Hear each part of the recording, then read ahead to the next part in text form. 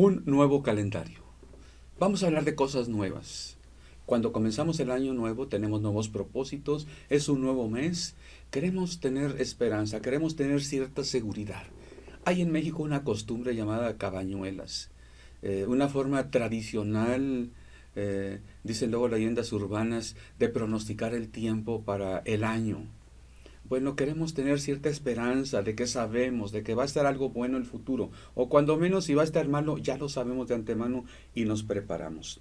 Bueno, los gobiernos a los tres niveles eh, estrenan presupuesto, las empresas también estrenan presupuesto. Si se acabó el dinero en octubre o desde mediados de año, en enero hay nuevo presupuesto, nuevos recursos. Empresas que habían suspendido créditos los renuevan en enero. Bueno, cuando Dios sacó a su pueblo de la esclavitud de Egipto, les dio una nueva vida, pero no solo eso, sino un nuevo calendario. Dios quería que su pueblo valorara la vida que le iba a dar y que tuviera siempre presente que estaba viviendo una vida nueva. Bueno, por algo la vida cristiana se comienza con un nacer de nuevo. Todo tiene relación. Veamos Éxodo 12:1. Habló Jehová a Moisés y a Aarón en la tierra de Egipto, diciendo, este mes os será principio de los meses, para vosotros será el primero en los meses del año. El año de Nisan se convirtió en el primer año del calendario nuevo que Dios les dio. Bueno, el escritor bíblico lo toma en cuenta. En Éxodo 16:1 dice así. Partió luego de Elim toda la congregación de los hijos de Israel, y vino al desierto de Sin, que está entre Elim y Sinaí, a los 15 días del segundo mes, después que salieron de la tierra de Egipto. Y así los acontecimientos, el escritor del Éxodo y otros libros fechan cuántos años después de que salieron de Egipto. Era una nueva vida, un nuevo calendario. Bueno, quiero mencionar que este nuevo calendario no comenzó con la salida de Egipto, sino 12 días antes. Comienza con promesa, con espera. Y así son muchas de las cosas de Dios. Dios no solamente nos da las cosas, nos las promete. Él quiere despertar en nosotros la fe. Y la espera trae eso. Incluso la prueba de nuestra fe trae esperanza. El Señor quiere que vivamos en fe y esperanza y amor. Bueno, dice así, el pueblo de Israel en este mes de Nisan debería de tomar 12 días de espera. El 10º día tenía que escoger un cordero. Y bueno, sabemos, es otro tema el relato de la Pascua. Pero entonces, así como Pedro dice que somos participantes de la naturaleza divina gracias a las promesas, Pablo diría después que predicamos por fe y para fe. Veamos algo que Dios pide a su pueblo. Egipto, su reino opresor, tuvo que sufrir la muerte de los primogénitos para dejarlos salir de Egipto. Bueno, el primogénito para el faraón, para los reyes, siempre es promesa de continuidad en su reino. A la muerte del rey hay seguridad de que va a haber continuidad en su linaje. Recordemos a Enrique VIII, él se separó de la iglesia de Roma porque el Papa no le concedía el divorcio de Catalina de Aragón. Él quería tener un hijo varón, solamente tenía una hija mujer. Habían muerto sus demás hijos. Él quiso casarse con Ana Bolena y bueno, terminó mejor separándose porque el Papa no le concedía el divorcio. Él quería un hijo que continuara su legado. El pueblo de Dios no sufrió esto que sufrieron los egipcios. Dios azotó con 10 plagas a la nación de Israel. La última de las plagas fue la muerte de los primogénitos precisamente. Bueno, si bien el pueblo de Israel no sufrió la pérdida de sus primogénitos, sí hubo algo que Dios les pidió a ellos. Éxodo 13:1 dice así. Jehová habló a Moisés diciendo, conságrame todo primogénito, cualquiera que abre matriz entre los hijos de Israel, así de los hombres como de los animales, mío es. Y el párrafo 12 dice, dedicarás a Jehová todo aquel que abriere matriz. Asimismo, todo primer nacido de tus animales, los machos serán de Jehová. Mas todo primogénito de asno redimirás con un cordero, y si no lo redimieres, quebrarás su cerviz. También redimirás al primogénito de tus hijos. Míos son, les dice el Señor. Si los padres querían ver al primogénito como propio, tenían que redimirlo, es decir, pagar una ofrenda a Dios. Bueno, Dios les pidió esto, pero hay algo más que les pide. En Éxodo 23:19 nos dice: las primicias de los primeros frutos de tu tierra traerás a la casa de Jehová tu Dios. Y Proverbios 3:9 nos da el mandamiento: honra a Jehová con tus bienes y con las primicias de todos tus frutos. Hay un principio espiritual con esto de las primicias. Romanos 11:16 dice: si las primicias son santas, también lo es la masa restante. Y si la raíz es santa, también lo son las ramas. Si queremos que algo sea santo, lo debe ser desde el principio, desde lo primero. Alguien que haga a Dios lo primero, no le va a costar trabajo darle lo que Dios le pida. El pueblo de Dios iba a poseer una tierra que fluía leche y miel. Tenía que creer que Dios les daría toda buena bendición para adorarlo a Él y solamente a Él. Hay una pregunta.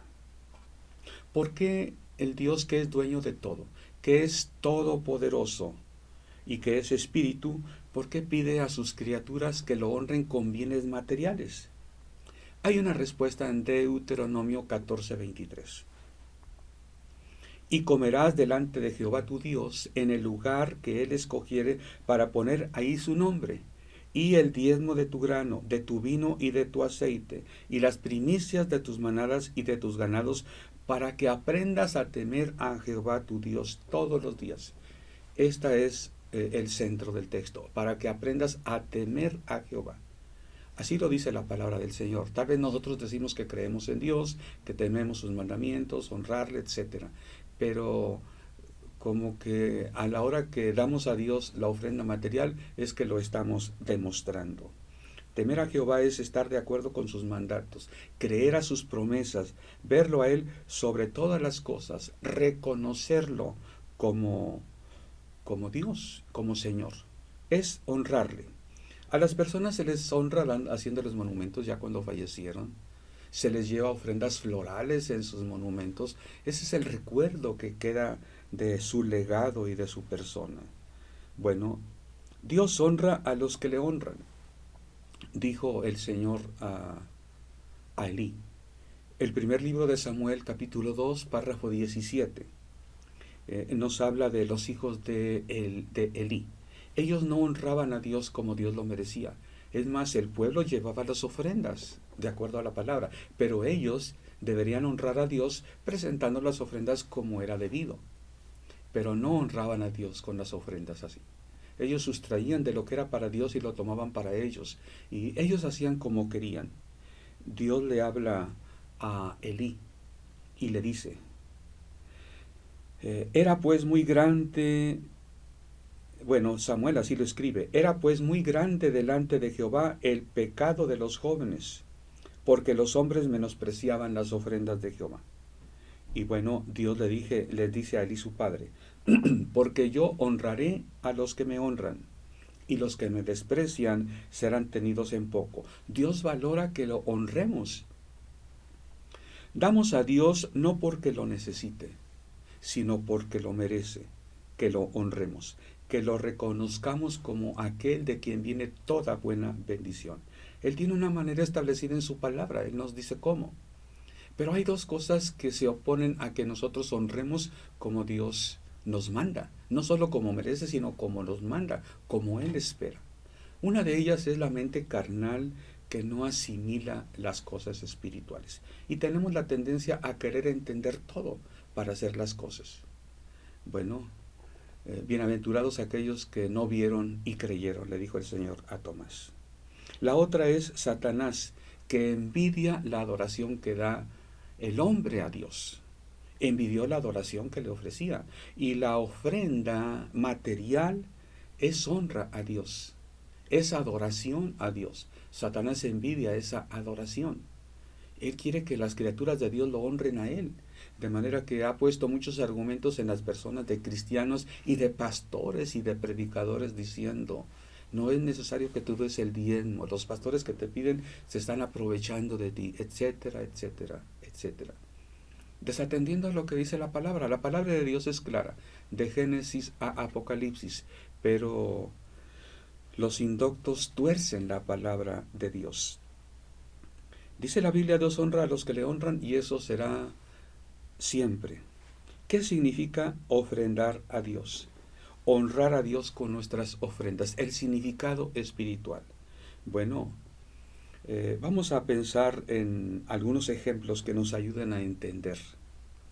El jefe de familia que procura tener más ingresos para darle una vida más cómoda, más placentera a su esposa y a sus hijos. Lo entiende, trabaja y hay veces se esfuerza trabajando más. Yo recuerdo, trabajé en 2 compañías a la manera de con turnos. Recuerdo que haber conocido en una y en otra empresa personas que procuraban trabajar tiempo extra. Si a una persona le tocaba doblar turno, le decían, si quieres yo doblo por ti. Doblar turno quiere decir tener más ingresos. Y uno que otro en tiempo de Navidad, de Año Nuevo, le tocó tripletear. Bueno, algunos compañeros lo primero que hacían cuando le decían te vas a tener que quedar a tripletear turno era hacer cuentas. ¿Cuánto voy a ganar esta semana? Bueno, dar dinero es darle nuestro tiempo. Esto es espiritualmente hablando. Si damos a Dios dinero, estamos dando de nuestro tiempo. Vamos a pensar en otro ejemplo. Él o la enamorada da a Dios, da a su enamorado, obsequios, tiempo, gasta recursos para transportarse, invierte dinero. ¿Por qué? Hay una canción que decía, toda la vida la estaría contigo, te estaría mimando y no sé qué tantas cosas dice. ¿Qué es eso? Es el amor hace que dediquemos tiempo a las cosas que amamos y visto desde otro ángulo, amamos las cosas aquellas a las que les dedicamos tiempo. Si le dedicamos más tiempo, nos cuesta más tiempo hacer las cosas, las amamos más, aunque estén imperfectas. Tiempo se convierte en amor. Darle a Dios de nuestro tiempo es porque lo amamos. Darle a Dios nuestro dinero es porque lo amamos y es una muestra de adoración. Tú piensa esto. Cuando des dinero de ofrenda, cualquier cosa que des, estás mostrando tu amor a Dios. Lo vemos en la vida diaria. No nos debiera costar tanto trabajo ver el principio espiritual. Ofrendar es adorar a Dios. Satanás no quiere que tú adores a Dios de ninguna manera. Se opone a todo lo que es culto, reconocimiento, servicio a Dios. Por eso vas a ver muchos argumentos contra el diezmar. Y para el caso sería también para el ofrendar. Mira, el mayor argumento sería, Dios lo tiene todo, no necesita tu dinero. No, nosotros somos los que necesitamos aprender a temer a Dios. Nosotros somos los que, así como honramos a las personas en lo humano, debemos honrar a Dios. Debemos dar a Dios lo mejor y lo primero. Así como el pueblo de Dios fue liberado de Egipto, fue de ahí en adelante para ellos el primer día del año, vemos en el Nuevo Testamento la importancia del tiempo, del calendario, del primer día de la semana. Por ejemplo, la iglesia se reunía el primer día de la semana. Cuando Pablo les da instrucciones para la ofrenda que se iba a recoger para los cristianos necesitados en Judea, les dice así en la primera carta a los Corintios 16:2. Cada primer día de la semana, cada uno de vosotros ponga aparte algo según lo haya prosperado el Señor, guardándolo para que cuando yo llegue no se recojan entonces ofrendas. Como se reunían regularmente el primer día de la semana, era cuando les decía Pablo, bueno, pongan aparte, y así colectaban una ofrenda para los hermanos necesitados de Judea. Romanos 1:6. Pablo les dice en esta carta a los cristianos, entre los cuales estáis también vosotros, llamados a ser de Jesucristo. Somos llamados a ser de Jesucristo. Podemos darle a Jesús lo que Él nos pide. Podemos saberlo de una manera muy natural. Somos ahora de su reino. Somos hechos a la manera de nuestro primogénito, Jesús. El varón debe ser capaz de dejar padre y madre para unirse a su mujer. Así dice la Biblia. Por esto dejará el hombre a su padre y a su madre y se unirá a su mujer. Abraham debía ser capaz de dejar su tierra y su parentela para ir a donde Dios lo llamaba. Nosotros debemos de ser capaces de dejar todo a un segundo, a un tercero, a un cuarto lugar y reservar el primer lugar para Dios. Así lo dice Mateo 6:33. Es un texto de la Biblia que todo cristiano lo conoce, pero pocos lo obedecen. Mas buscad primeramente el reino de Dios y su justicia, y todas estas cosas os serán añadidas. Mateo 22:37, Jesús les habla del primer mandamiento. ¿Cuál es? Amarás al Señor tu Dios con todo tu corazón, y con toda tu alma, y con todas tus fuerzas. Dios pide y merece lo primero y lo mejor. Algo más. No se conforma con menos. Hay veces que el cristiano piensa, bueno, Dios sabe que necesito, Dios sabe que no puedo. No te equivoques. Dios no se conforma con menos que lo primero y que lo mejor. 1 Corintios 15:20 dice, mas ahora Cristo ha resucitado de los muertos, primicias de los que durmieron es hecho. Jesús es primicias, es lo primero. Si lo primero es santo, lo serán también el resto de la masa, lo restante. Mateo 8:29.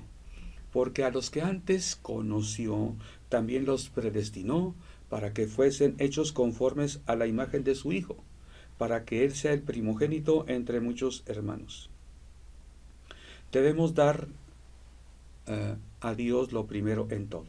Los discípulos estaban juntos el primer día de la semana, y fue cuando Jesús se apareció a ellos la primera vez, la segunda vez, y de esta manera el primer día de la semana cobró valor entre los cristianos. Por eso luego se reunían para celebrar la resurrección del Señor el primer día de la semana, y de esta manera nosotros aún adoramos y reconocemos el primer día de la semana.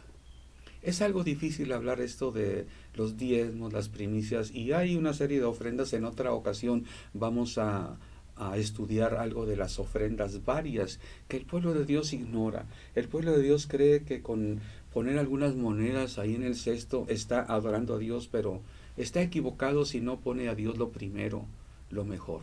Es más, tú, si eres de los cristianos que diezman, hay una cosa que tienes que tomar en cuenta. No se trata solamente de darle a Dios el diezmo, se trata de darle a Dios el primer diezmo, porque tú tienes 10 diezmos. No se trata de que pagas la luz, pagas la renta, sacas para gasolina, vas al mercado y ya después todo apartas tu diezmo. Tu diezmo debes apartarlo desde antes, desde cuando recién cobras, desde cuando recién recibes. Eso es tu diezmo, pero debe ser lo primero para Dios. En la práctica hay cristianos que dicen, ay, pues no alcancé. Hay cristianos que a mí me han dicho, pastor, yo no he llevado los diezmos a la iglesia, pero es que he tenido muchos apuros, pero después, ahora que con el aguinaldo voy a emparejarme, voy a pagarlos. Paga tus votos al Altísimo, dale a Dios lo primero, de ahí que sea lo más importante. Esto es cuestión de fe. Que 9 diezmos bendecidos te sean de más bendición que 10 diezmos que tú quieres tener para ti.